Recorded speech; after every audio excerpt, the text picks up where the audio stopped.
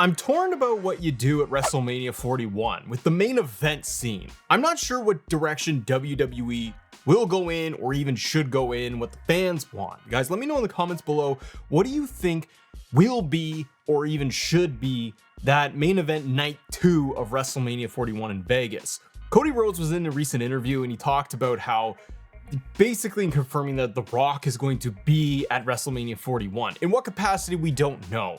And really, the whole arc of the bloodline, the final boss, all these little pieces that are coming into place, I'm trying to fast forward a bit and think about what could The Rock be doing at Mania 41 that makes the most sense, that's going to have the best payoff and the best future direction for the company. Right now, for Cody Rhodes, let's focus on the Cody man right now. Code man. Cody is dealing with Kevin Owens. That match is going to happen Saturday night's main event.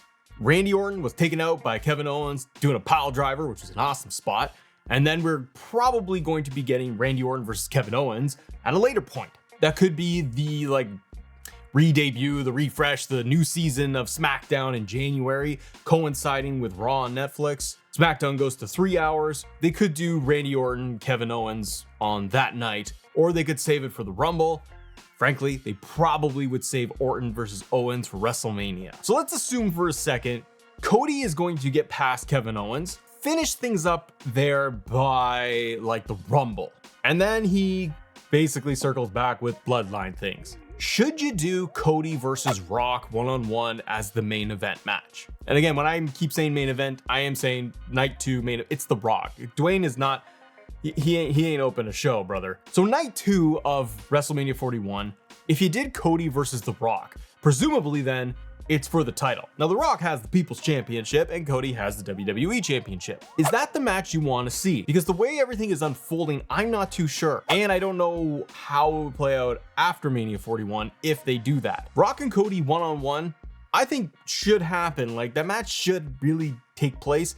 And they even teased it after Mania 40, where you had Rock and Cody in the ring and Rock hands him something, which we still don't know what that was.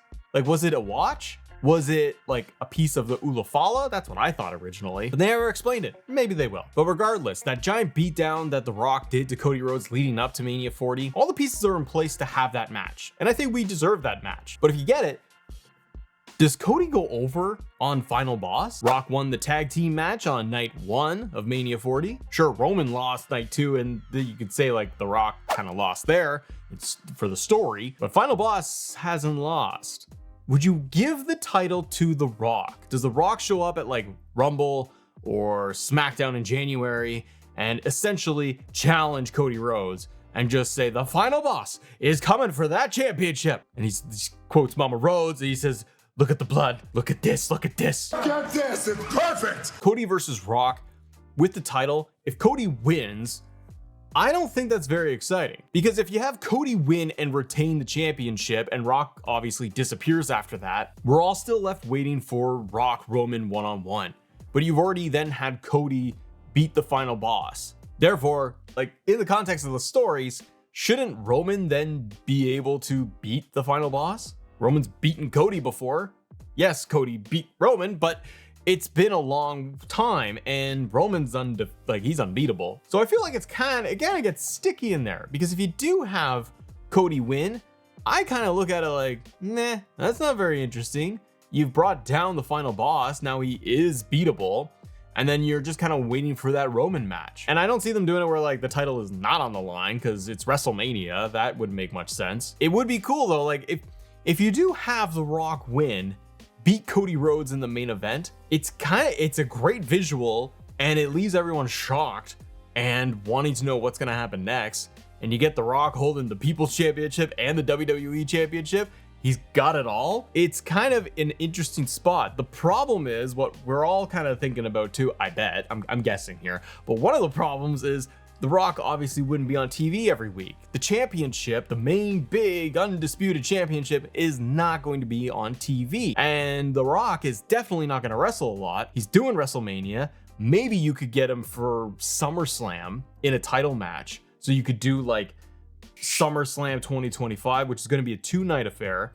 And then you could do WrestleMania 42. Maybe he drops the belt at SummerSlam. But again, making The Rock weak is not what they're gonna want to do, right? So I feel like that one-on-one situation, that's tricky. I find it interesting, and I'd be very curious if they pulled the trigger on that and Rock just walks around with both belts. So option 2 then is the obvious one, Rock versus Roman. Rock finally getting that match that he wanted and he tried to book himself for. Rock versus Roman one-on-one is clean.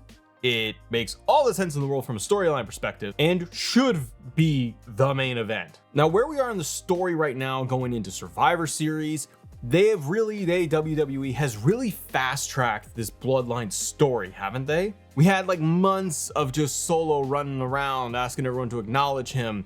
And it wasn't until The Rock showed up at Bad Blood where things started to pick up. And frankly, when Roman Reigns came back at SummerSlam, then it started to pick up a little bit in terms of the story arc. And then it really got fast where the Usos reunite, Sami Zayn is back, like they're all back in the mix, and we're just rushing to Survivor Series. So it's a silly thing to say, but like, is Rock Roman, if that match happens at Mania, is it rushed? Can they tell a good enough story and build that thing? Probably, because you would have Saturday night's main event, Royal Rumble, the Raw SmackDowns in January on like Netflix and the 3-hour stuff, Elimination Chamber. Like you got a lot of time. You can build this thing for sure. And obviously the story is already built in there. Like you literally need The Rock to come out and just say, Roman Reigns, I'm coming for you. I guess I'm more curious about Rock Roman as the big blockbuster match because I could see The Rock winning and then Roman having to build himself back up. And again, Roman, like The Rock, Roman's on like the part-time schedule and he shows up for the big moments. So then you can see Roman at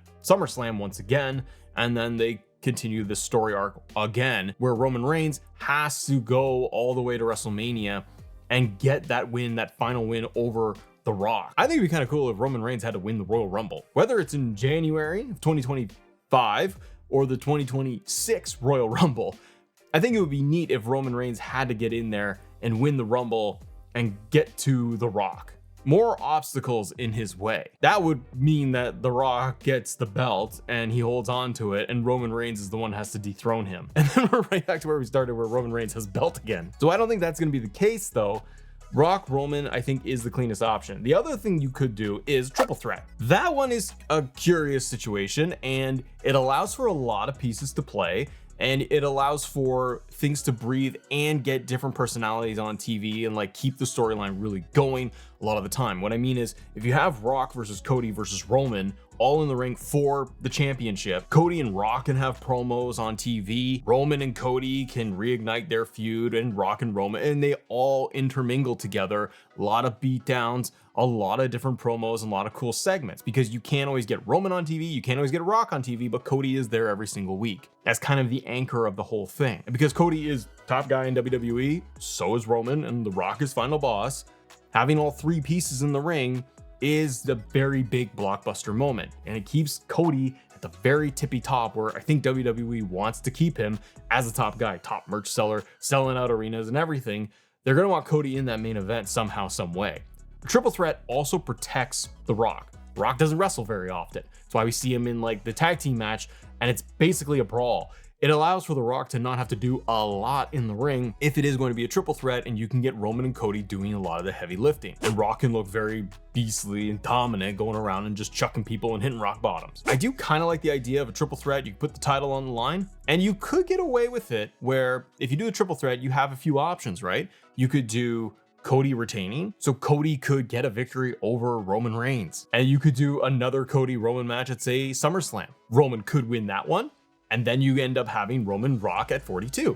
You could have The Rock win, and The Rock could beat Cody for the belt, or he could pin Roman Reigns. But if you have The Rock win a triple threat, he pins Cody, then you got a lot of question marks, and you got Cody and Roman wanting to get back at The Rock. And again, then I do feel like you're back to the same scenario where you got the title on The Rock, and you're stretching this thing to WrestleMania 42. And if you have Roman beat Cody again, I find that less exciting.